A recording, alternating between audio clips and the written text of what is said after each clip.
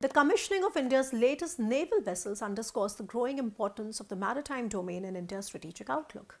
Now, on the one hand, this is a much needed attempt to address the widening gap with China, whose naval capabilities significantly outpace ours, as well as Pakistan's, which is set to receive at least 8 Hangar-class submarines from China. The new additions that Prime Minister commissioned today are part of long pending plans, some of which have finally materialized. Now, there are 3 advanced vessels that are commissioned: INS Surat, INS Nilgiri and INS Vagsheer. Now, the INS Surat is of the 4th and the final ship of the P-15B guided missile destroyer project. So it's a destroyer. Now, looking at its propulsion, it has a co-GAG, which is a combined gas turbine and gas turbine propulsion technology. If you look at its engines, the engines are from Zoria Marsh project, gas turbine engines, and also the other kind of DT-59 reversible gas turbine engines, again from Zoria.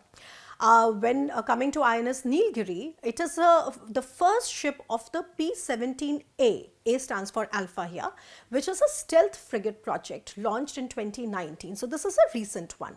Now, it is designed by Navy's in-house warship design bureau. And if you look at the propulsion, it's got the co-DAG propulsion, or the combined diesel and gas propulsion. Again, if you take a look at the engines, it has 2 of GE, which is General Electric engines, and 2 MAN diesel engines. Now, MAN diesel engines are from Germany, and the GE are, of course, from the US. Coming to the third one, which is INS Vagsheer, this is the 6th and final submarine of the P-75 Scorpion project, developed in collaboration with France's naval group. Again, taking a look at the engines, it has 4 MTU type of engines, which are MTU are also German-made engines. Now, for the future upgrades, the DRDO phosphoric acid fuel cell AIP will be incorporated during mid-life refit. So, as far as the indigenous content is concerned, all 3 vessels were conceptualized by the Navy's Warship Design Bureau and were constructed at the Muscat Dock Shipbuilders Limited. But that's where it kind of ends.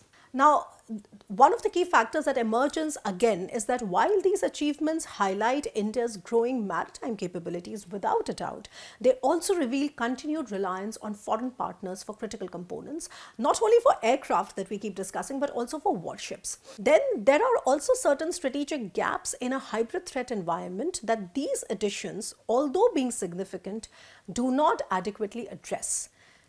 A glaring shortfall is India's lack of underwater unmanned vehicles, or the UUVs, or the underwater drones, an area where China is already far ahead. Without such systems, these large warships risk becoming vulnerable in modern hybrid warfare scenarios.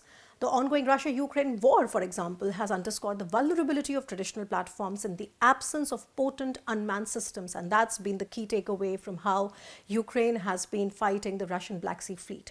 So while these developments are commendable, they must be viewed in the broader context of evolving maritime threats. To remain competitive and secure in the future, India must prioritize the development and deployment of advanced unmanned systems and address strategic gaps that leave its naval assets exposed.